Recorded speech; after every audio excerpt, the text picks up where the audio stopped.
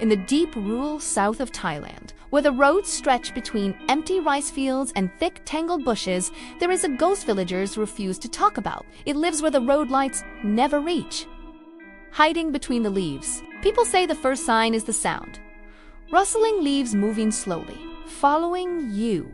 They say the first sign is always the sound. Soft at first, like a small animal moving through the undergrowth. Rustle, rustle, a faint, almost imperceptible noise that you might dismiss as the wind or a harmless creature of the night. But the sound doesn't stay in one place.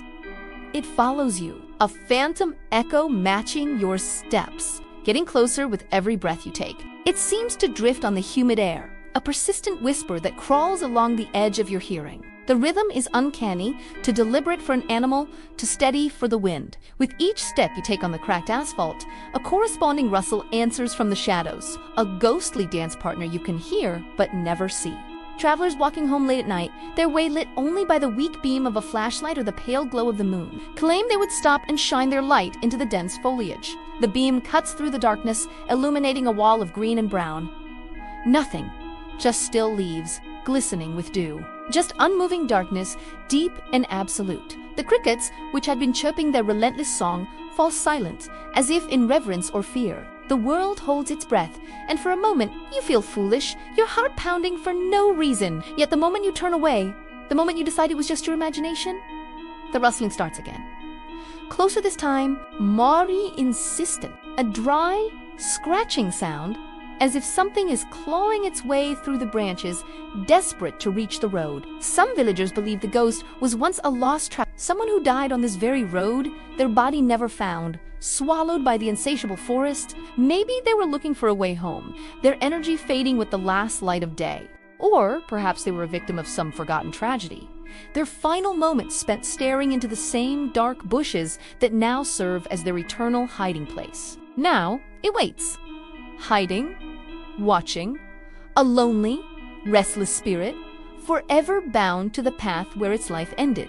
It follows anyone who dares to pass by after sunset, perhaps drawn to the warmth of the living, or maybe seeking to share the chilling loneliness of its own fate. It's a presence born of sorrow and isolation, its only purpose to make its existence known to those who trespass upon its domain. One man, a farmer who had lived in the village his whole life, shared a story he swore was true. He was returning from a neighbor's house later than usual, the moon a sliver in the inky sky. He heard the rustling, just as the tailies described, and his blood ran cold. He tried to walk faster, his sandals slapping against the pavement, but the sound kept pace, a relentless shadow of noise. Then he said he felt the air change. It grew heavy, thick, like the night itself was holding its breath, pressing in on him from all sides. The humid air became stagnant and cold, clinging to his skin like a damp shroud. The chorusonite insects ceased abruptly, plunging the world into a profound and terrifying silence. Then came the feeling, a cold touch, sliding onto his shoulder,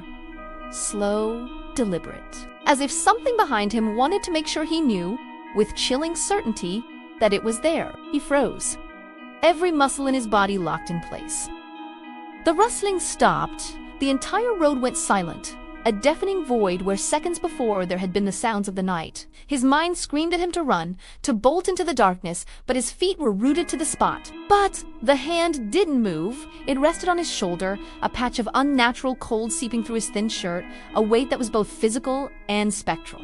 The pressure was gentle, almost questioning, yet it held the terrifying finality of the grave. He could feel the distinct impression of long, slender fingers, colder than any human touch. He forced himself to turn around slowly, inch by inch, his neck protesting with every agonizing movement. His eyes strained to see in the gloom, expecting a face, a figure, anything. And behind him was nothing but the empty road stretching back into the oppressive darkness. The path was deserted. The bushes were still. There was no one there, yet the coldness stayed on his shoulder, a phantom imprint that refused to fade. It was as if the ghost, unseen and unheard, had followed him all the way home, a silent passenger clinging to him, a chilling reminder that he had not been alone on that dark, forgotten road. Even in the safety of his own house, with the doors locked and the lights on, he could feel that lingering cold, a ghostly brand marking him as one who had been touched by the thing in the bushes. And when you turn around, no one is there.